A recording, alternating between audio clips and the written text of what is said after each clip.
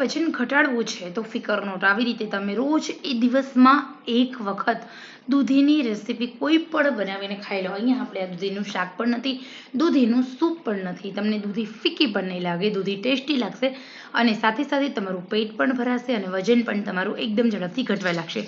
પણ શરત એટલી કે અહીંયા જે રેસીપી છે તે એકલી ખાવાની સાથે ભાત રોટી ખાવાના નથી. ખાઈ શકો તો જોડે તમે એકદમ પ્લેન ઓટ્સ બનાવી અને ખાઈ શકો છો.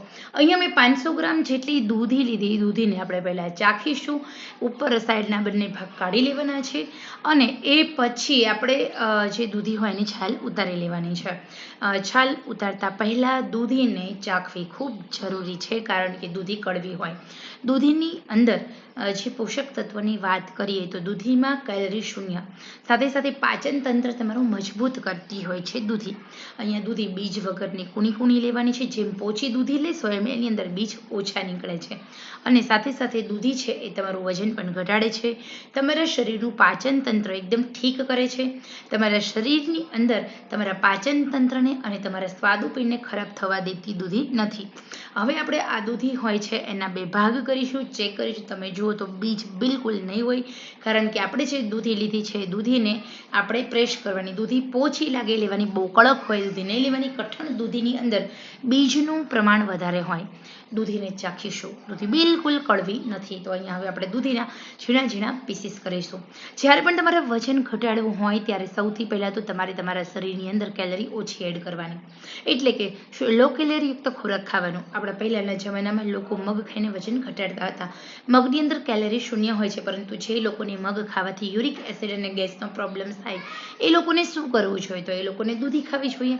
મગ કરતાં પણ વધારે સ્પીડથી દૂધી તમારું વજન પણ ઘટાડે છે કારણ કે દૂધીની અંદર જે પોષક તત્વ છે તે તમારા શરીરની કેલરી બાળે છે. જીમમાં જાઓ છો, 1 કલાક સુધી તમે યોગા અને એક્સરસાઇઝ કરો છો અને રોજની તમારી જેટલી કેલરી વપરાય છે એટલી કેલરી તમારી આ એક વાટકી દૂધીનું રેસીપી ખાવાથી તમારું કેલરી પણ બળે છે અને વજન પણ ઘટે છે.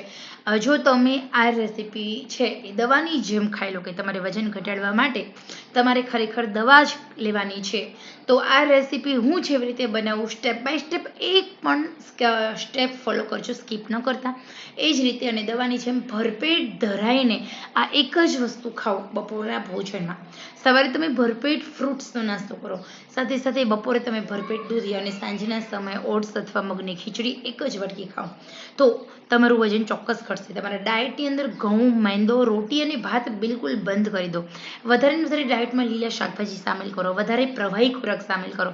તો અહીંયા હું બનાવું છું એકદમ સરસ મજાનું પતલું એવી દૂધીની રેસીપી. નથી આ દૂધીનું સૂપ, નથી આ દૂધીનું શાક, છતાં પણ આ એકલી દૂધીની દાળ જેવી રેસીપી બનશે. પરંતુ તમારે ગરમ ગરમ આ રેસીપીને લેવાની છે. હુંફાળું ગરમ ભરપેટ 7 જ દિવસની અંદર તમારું 4 કિલો વજન ચોક્કસ ઘટશે જો મેં તમને કઈ રીતે ફોલો કરશો. તો હવે અહીંયા આદુ લેવાનું છે. આદુ ફરજિયાત આ રેસીપીમાં એડ કરીશું આપણે, સાથે સાથે મરચાં એડ કરીશું અને ડેકોરેશનમાં 1 ચમચી કોથમીર એડ કરીશું. આદુ મરચાંને આપણે ખાંડી લેવાના છે. આદુ તમારા પાચન તંત્રને મજબૂત કરવાનું કામ કરે છે. જ્યારે આદુ દૂધીની સાથે ખાઓ છો ત્યારે તમારા શરીરની ડબલ કેલરી બળે છે, તમારું પાચન તંત્ર મજબૂત થાય છે. તમે યોગા કરો છો, એક્સરસાઇઝ કરો છો, જીમમાં જાઓ છો, પરંતુ તમારું વજન ઘટશે નહીં જ્યાં સુધી તમારું પાચન તંત્ર તમે પરફેક્ટ રીતે સ્ટ્રોંગ નહીં કરો ત્યાં સુધી તમારું વેઇટ લોસ બિલકુલ થવાનું નથી. તો અહીંયા આપણે પાચન તંત્રને મજબૂત કરવાના પ્રયત્ન કરીશું. હવે અહીંયા માત્ર અડધી ચમચી તેલની અંદર આપણે આ રેસીપી બનાવવા જઈ રહ્યા છીએ. તો અહીંયા આપણે સરસ મજાનું એક પ્રેશર કુકર લીધું છે. પ્રેશર કુકરની અંદર માત્ર ને માત્ર અડધી ચમચી છે તેલ, કારણ કે આપણું તેલ અથવા ઘી બંનેમાં લેવામાંથી કોઈ પણમાં તમે આ રેસીપી ફોલો કરી બનાવી શકો છો, પરંતુ શરત એટલી છે કે અડધી ચમચીથી પણ ઓછું તેલ હોય તો ચાલે અથવા તો અડધી ચમચીથી ઓછું ઘી પણ હોય તો ચાલે. તો અહીંયા હું તેલનો ઉપયોગ કરું છું રસોઈ આ રેસીપી બનાવવા માટે. અહીંયા એકદમ અડધાનીથી પણ ઓછી ચમચી ઉમેરી છે.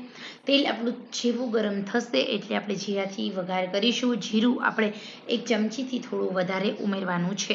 ઓકે, તો ચલો અહીંયા આપણે જીરાનું પ્રમાણ વઘારમાં 1 ચમચી એડ કરીશું. જીરું તમારા મેટાબોલિઝમને બૂસ્ટ કરે છે. આદુ તમારા શરીરનું પાચન તંત્ર મજબૂત કરે છે. દૂધી તમારું પાચન તંત્ર મજબૂત કરી તમારા શરીરની ચરબી ઓગાળવાનું કામ કરે છે.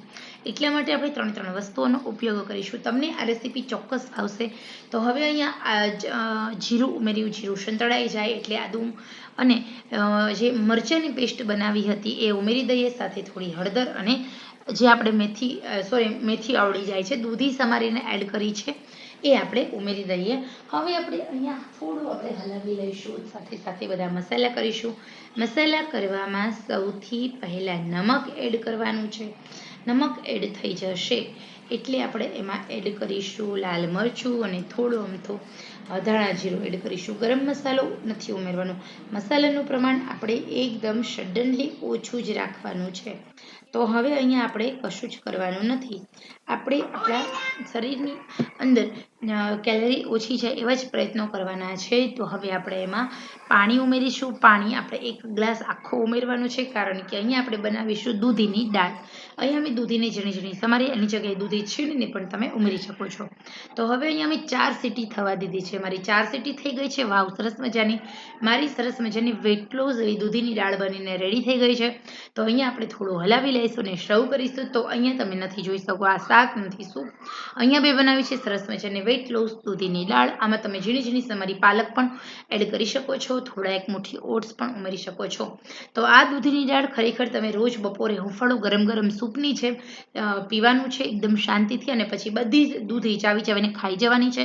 તમને સાંજ સુધી ભૂખ ઓછી લાગશે, કારણ કે ડાયટ્રી અને સેલ્યુલસ ફાઇબર દૂધીમાં હોવાથી તમારા શરીરની ભૂખને કંટ્રોલ કરી શકો છો. સાથે સાથે તમારા શરીરની અંદર આ જે મેગ્નેશિયમ પોટેશિયમ દૂધીની અંદર છે એ ખૂબ જ ઉપયોગી છે હેલ્થ માટે.